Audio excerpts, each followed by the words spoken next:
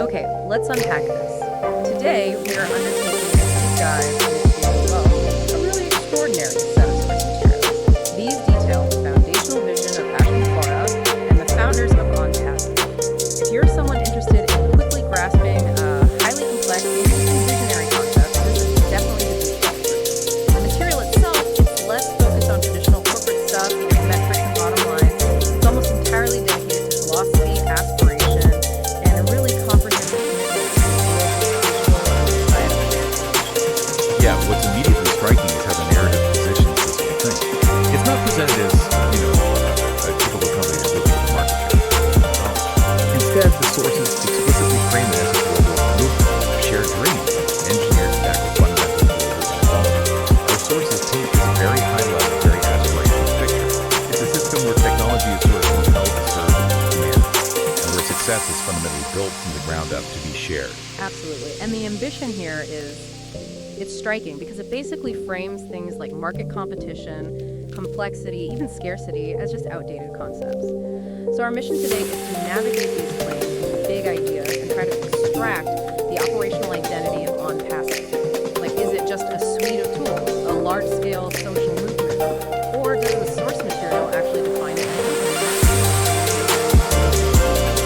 We need to get past the high-level pitch, and analyze the mechanics of the shared success model that the founders actually mean by AI.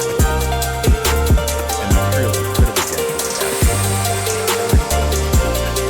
If we're going to understand the core mission, we'll have to start at the which the sources describe as fundamentally a response to the vision. Right. So the genesis of this vision, according to our material, it starts with a pretty profound recognition of global limitations. The dream, as Ash Mufareh articulated it, was apparently never simply to create, another profitable tech company. It was about redefining success itself by addressing what the sources call the fundamental challenge, a world just perpetually divided by inequality. That's the core thesis, exactly.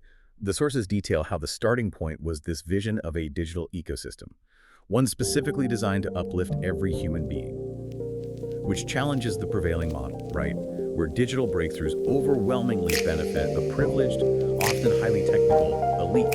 And this isn't just about charity or corporate responsibility. It's about structuring the actual economy of the platform fundamentally inclusive from the start. So ONPASSIVE in this narrative wasn't born from a desire for new market dominance. It came about as a shared vision, a response to this observed initial premises, well, it's highly almost before. It is positioned that way, and I think it's because the concept relies entirely on this idea of radical unity. The material highlights that the movement united thousands of countries across every major continent, Africa, Asia, Europe, the Americas. And crucially, the sources really emphasize that these individuals weren't primarily drawn by typical financial incentives, not the main goal. They came for a shared purpose, this core belief that we can change the world together. That shared mission became the gravitational force.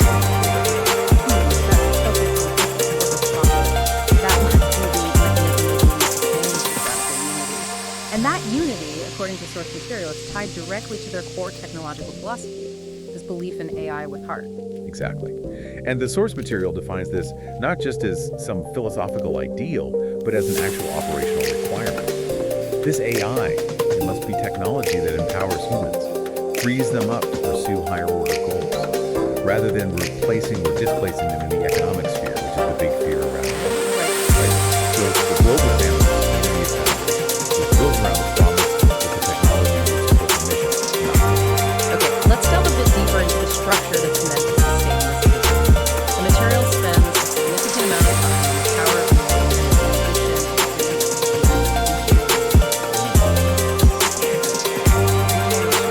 What are the conceptual behind this? Well, Ash Mufareh's belief, and it's cited repeatedly in the sources, is that true power is collective. It resides in unity, not in singular brilliance or individual effort. So the structure is designed to be a collaborative ecosystem, one where competition is replaced by reciprocal success.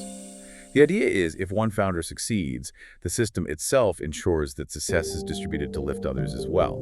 This aims to completely eliminate that winner-take-all mentality you see so often, especially in, say, Silicon Valley models. Right, but the societal goal, that's the bit that really demands scrutiny. The creation of one single digital far beyond just building a large user base or a successful platform. What does a nation built on fairness, trust, and compassion, and apparently power to live a vision, actually look like in practice, or even regulatory terms? The source material is highly aspirational. It defines the digital nation by what it lacks in legislation. It's described as a nation without power, without legal authority.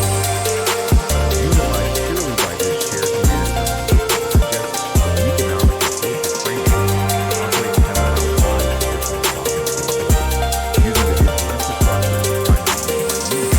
However, the right to continue details specific to legal and government framework focus much more on cultural and That distinction is vital. It sounds like it proposes a sort of parallel global economy and culture, where your identity isn't tied to geography, but to your participation in this shared digital humanitarian vision. That's a massive conceptual reframing of global citizenship. Okay, so if the power resides in unity, then the next logical step must be designing the tools to make that unity functional, right? Right, moving from this sweeping philosophical framework to the operational skills, how does the technology actually execute this dream? And here we'll try to match the genius in merging these two worlds, cohesive functions. Yeah, and this is where we see that concept of automation and compassion. The role of AI automation is not to dominate or downsize humanity, but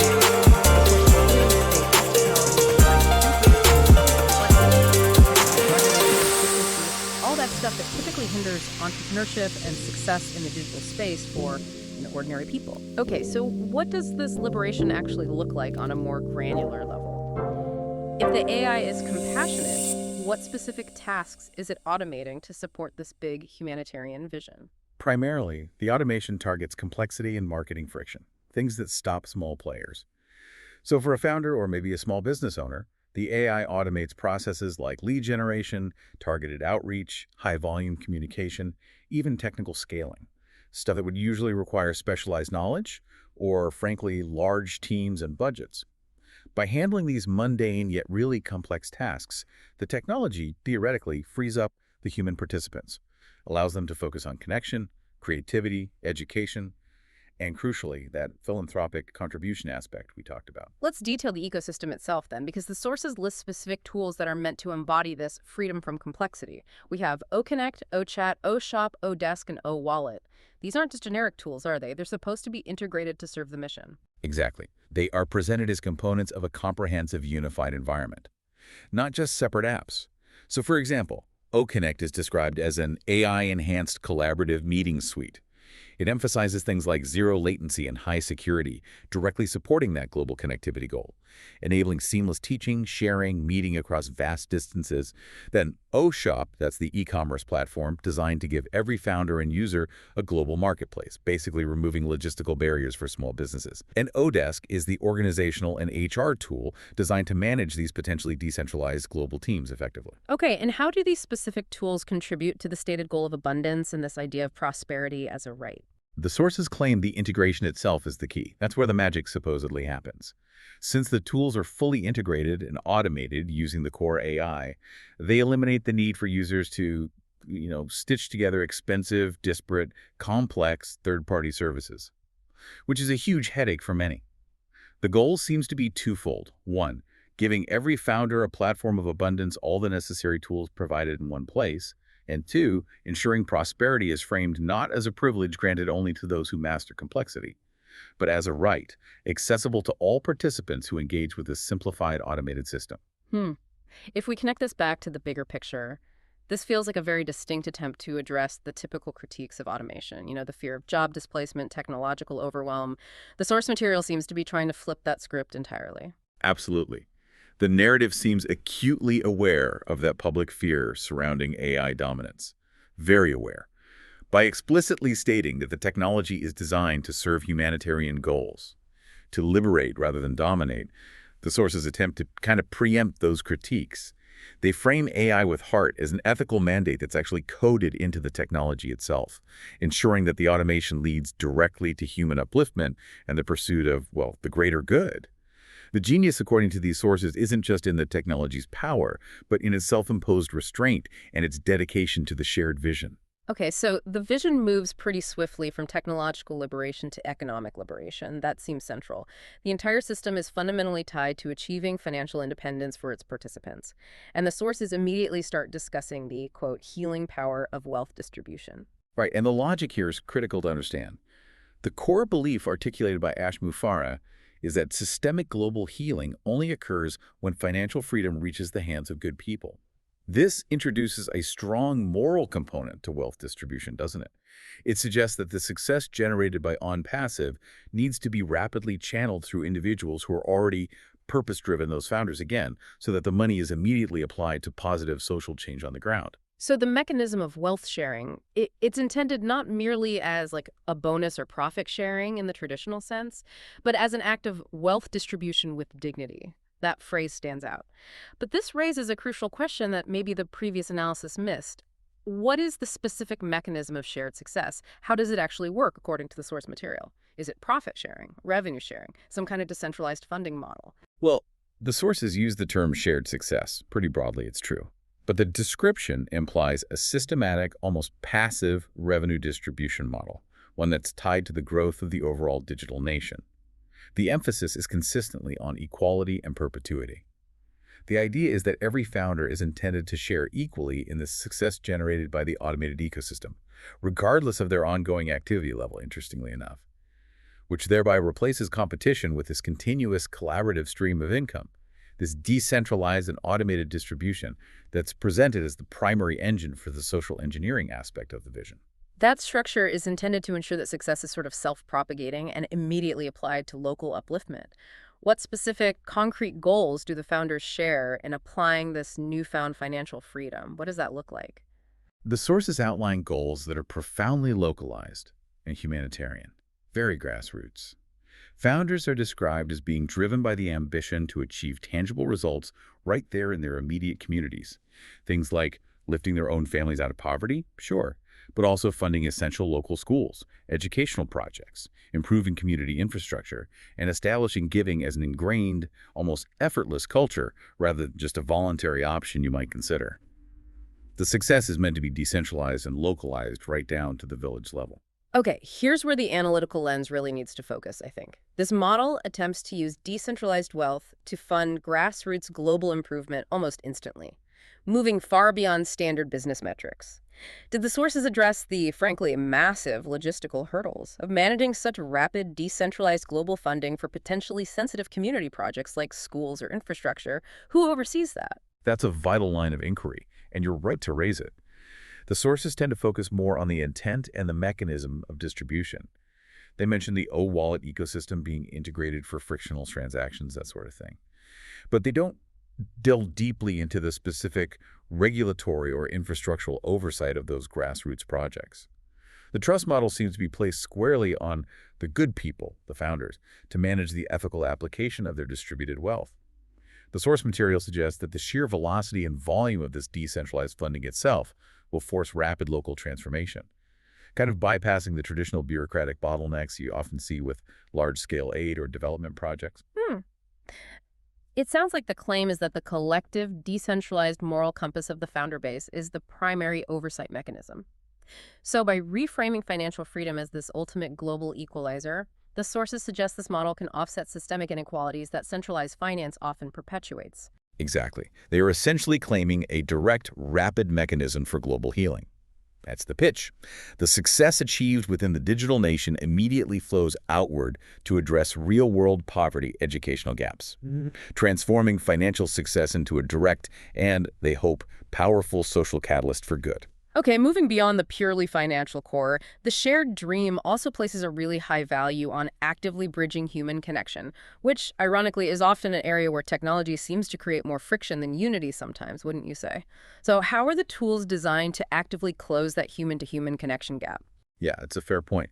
The sources frame technology specifically as a tool for radical unification, though.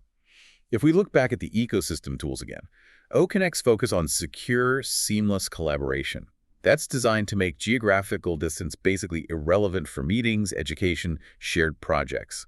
OPIR is meant to facilitate team collaboration across international borders, supporting that whole digital nation concept by unifying workforces across time zones, maybe even regulatory landscapes.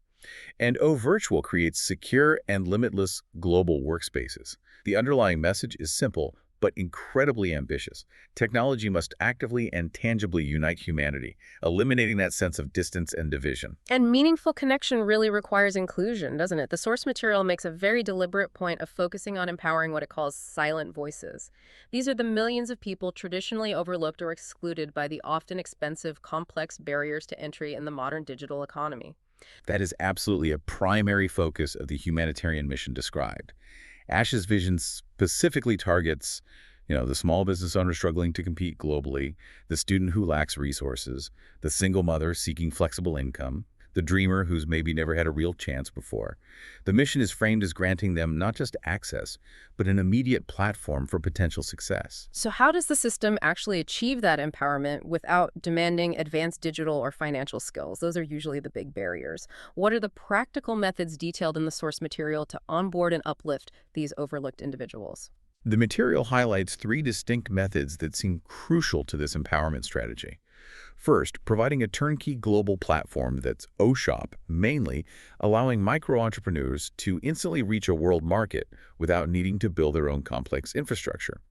Second, and this is critical, the sources emphasize providing digital tools that require no advanced skills to operate.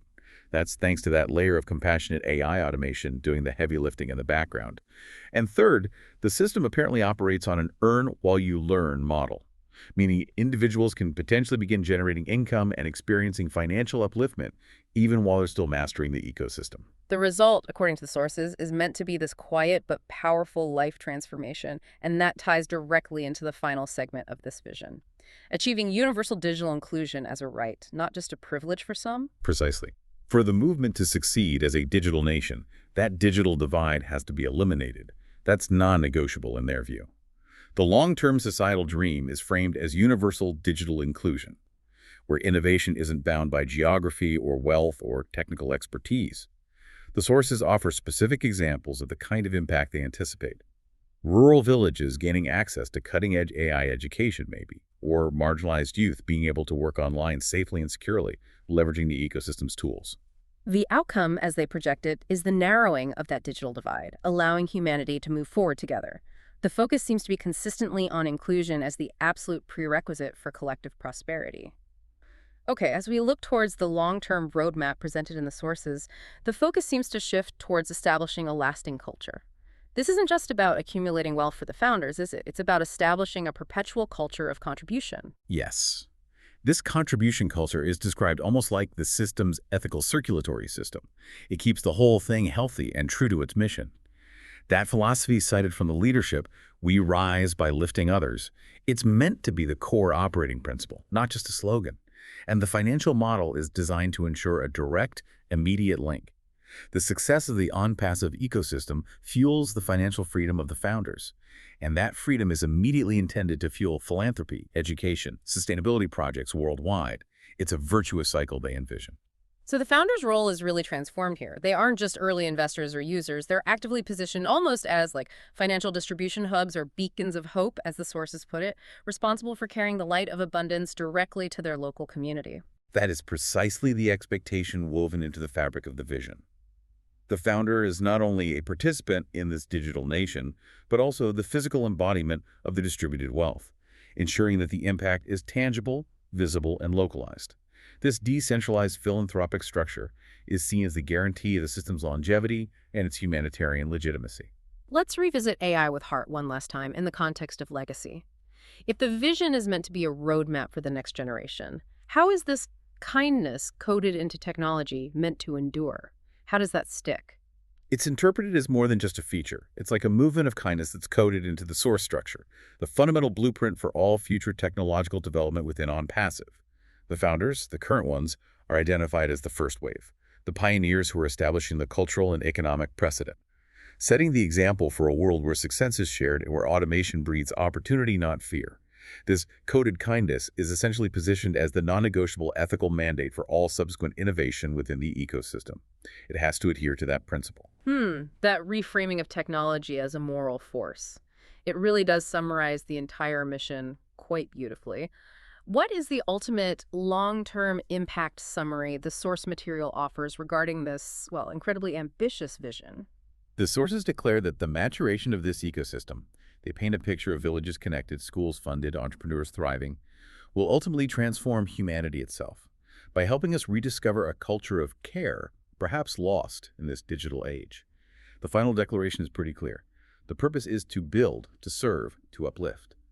Asserting that the dream won't merely change business practices, it promises to transform the very trajectory of human connection and global prosperity. And the culmination of this immense vision, it's summarized in the source material with this powerful line: the moment humanity came together to say, we are ONPASSIVE, we are the dream made real, we are the future united under one vision. That synthesis really wraps up the three core tenets we've analyzed, doesn't it? You have radical, purposeful unity. You have compassionate technology engineered specifically for human liberation. And you have wealth distribution fundamentally designed as a decentralized global equalizer. It's presented as a complete integrated system built on, well, some very lofty claims. So what does this all mean for us, for you listening? We've seen this extraordinary vision laid out. A global movement promising financial freedom, digital inclusion, a culture of giving, all housed within this integrated digital nation concept. The source material ends, as we said, by describing the movement as the moment humanity came together to say, we are ONPASSIVE. This raises, I think, a really important question for you to consider. In a world increasingly driven by rapidly developing AI, often focused on efficiency and profit, can a collective vision centered on guaranteed shared financial success truly engineer a lasting movement of kindness coded into technology? And maybe more importantly, what revolutionary metrics, beyond traditional profit and loss, would we even need to measure to definitively define and prove that kind of transformation on a global scale? Something to think about. Welcome to the deep dive. Today, we're getting into a system called ONPASSIVE. It makes some big promises, automated wealth, even claims it'll change the world. Big claims indeed. Yeah, so our mission today, for you listening, is to really unpack that. What's behind these promises? How does it supposedly work? Right. And when you look at the commissions, the ONPASSIVE setup, it's structured around this idea of automated earnings. Automated how, exactly? Well, it seems to come from a few places. Product subscriptions are a big one. Things like OConnect, OTracker, ODomain. Okay, so using your tools. Exactly. But also customer purchases, affiliate referrals, bonuses from building a team, even reseller activities. And it all ties together somehow. Yeah, the key piece seems to be their central system. It's AI-powered. They call it the ONPASSIVE Ecosystem System, or OES for short. That's meant to manage everything. Oh, yes. Got it. So who qualifies for these commissions then? Is it anyone?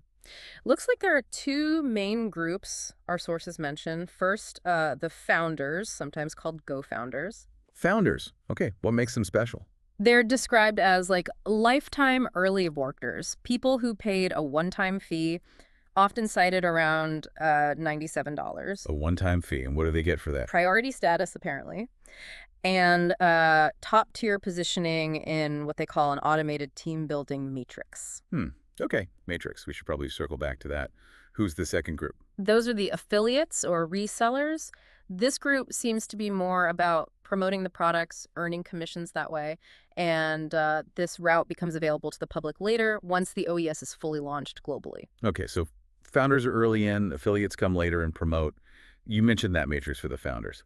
And this idea of spillover comes up too, right? How does that work? Right. The automated matrix and spillover are pretty central, particularly for how founders might earn. The matrix is basically their system for automatically placing new people under existing members. Even if you didn't personally sign them up. That's the idea. Spillover means you could theoretically get members placed in your team by the system or by people above you, potentially leading to earnings without direct recruiting. That sounds appealing.